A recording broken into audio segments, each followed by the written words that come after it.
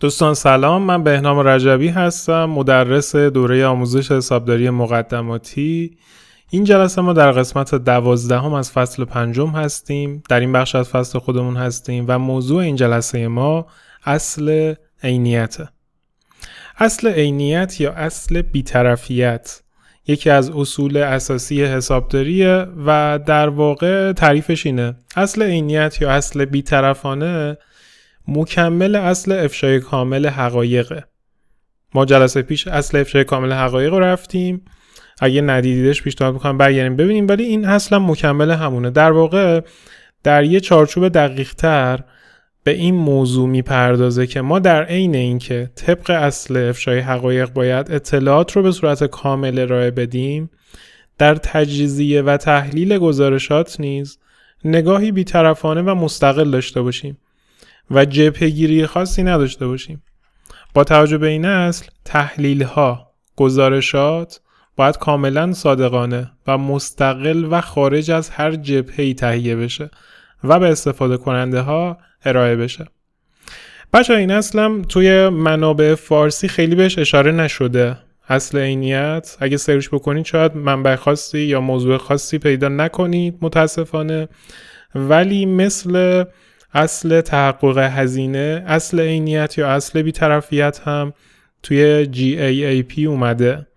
تو گوگل اگه سرچ کنین GAAP که به اختصار جمله Generally Accepted Accounting Principles یا اصول پذیرفته شده حسابداری، میتونیم اصل عینیت رو اونجا پیدا کنیم. پس چی شد؟ اصل عینیت یعنی ما به عنوان حسابدار و تهیه کننده گزارشات هیچ جبهه خاصی نداریم. جبهه خاص یعنی چی؟ یعنی اینجوری نیست که بخوایم گزارشات رو جوری طراحی کنیم که مثلا به نفع شرکت بشه، مثلا به ضرر شرکت بشه، یا اینکه استفاده کننده یا سهامدار خاصی با جبهه اون مثلا بیا تهیه بشه. حالا یه ذره بازتر هم میتونیم بهش بپردازیم، ولی در کل گزارش‌ها باید صادقانه باشه و در عین اون چیزی که هست ارائه بشه، نه چیزی ازش کم بشه، نه زیاد بشه، نه جبهه‌گیری بشه. براتون چند تا مثال میزنم تا این موضوع براتون شفافتر بشه. مثالا در قالب سوال و جواب نیست، در قالب داستانی که یه سناریویی میاد تعریف میکنه تا شما بتونید متوجه اصل عینیت یا اصل بی‌طرفیت بشید.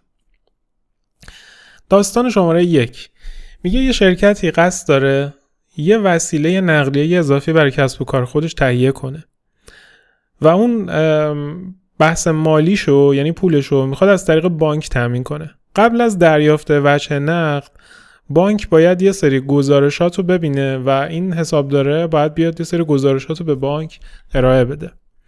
اگه کارمند حسابداری شرکت گزارشات مالی رو از سیستم حسابداری چاپ کنه و ارائه بده، بانک میگه بانک احتمالاً درخواست وام این شرکت رو رد بکنه، زیرا اصل عینیت نقض شده. چرا؟ خب این کارمنده یه کاری نکرده، رفته گزارشات از سیستم مالی گرفته، چاپ کرده، داده به بانک.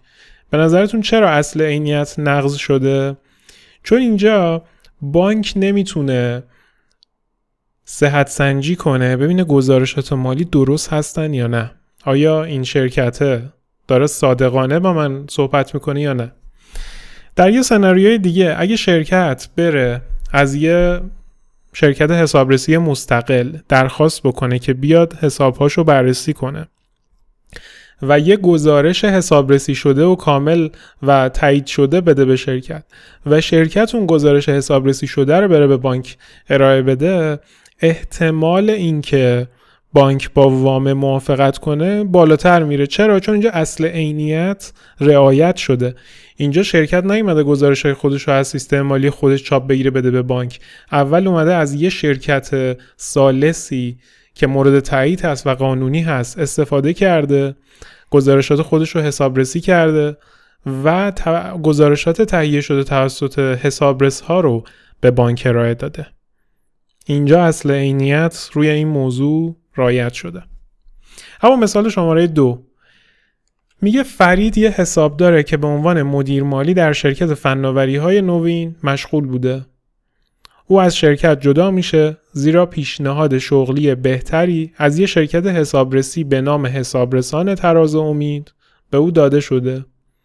چند ماه بعد فرید به عنوان مسئول حسابرسی روی شرکت قبلی خودش که فناوری‌های نوین بود منصوب میشه.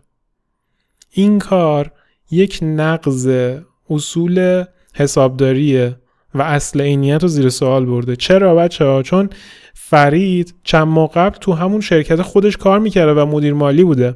حالا به عنوان حسابرس میخواد بره فرایند مالی که خودش هم داخلش دخل و تصرف داشت و مدیریتش کرده رو حسابرسی کنه و اینجا خب ما نمیتونیم مثلا این میمونه که مثلا ما به انباردارمون که وظیفش نگهداری از موجودی کالای انبارمونه وظیفه انبارگردانی هم بدیم، بره خودش کالاها رو بشموره به ما بده.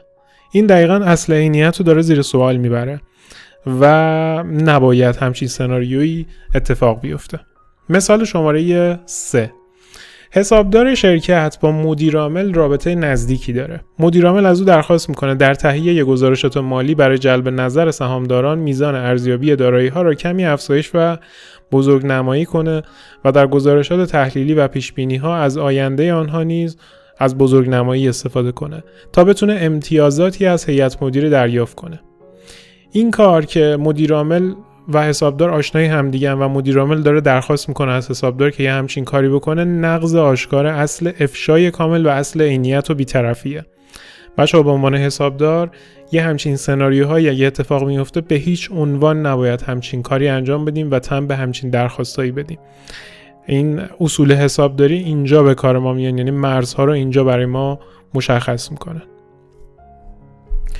مثال هامون تموم شد. در قسمت قبلی اصل افشای کامل رو داشتیم، در قسمت بعدی میثاق فزونی منافع بر مخارج رو داریم. در واقع دیگه ما تا اینجای فصل خودمون مفروضات رو تموم کردیم، اصول رو تموم کردیم، رسیدیم به میثاقا. 4 قسمت بعدی هم قرار که میثاقهای حسابداری رو با هم بررسی کنیم. اگر از این ویدیو خوشتون اومد و دوست داشتید ویدیوهای بیشتری ببینید، میتونید کانال یوتیوب مجموعه حساب تویوب، وبسایتمون، اینستاگرام، کانال تلگرام، گروه تلگرام رو فالو کنید و ما رو در این شبکه‌ها هم دنبال کنید. همچنین نظر یادتون نره که باعث دلگرمی و انگیزه ما برای تهیه ویدیوهای جدیده. تا ویدیوی بعدی، خدا نگهدار.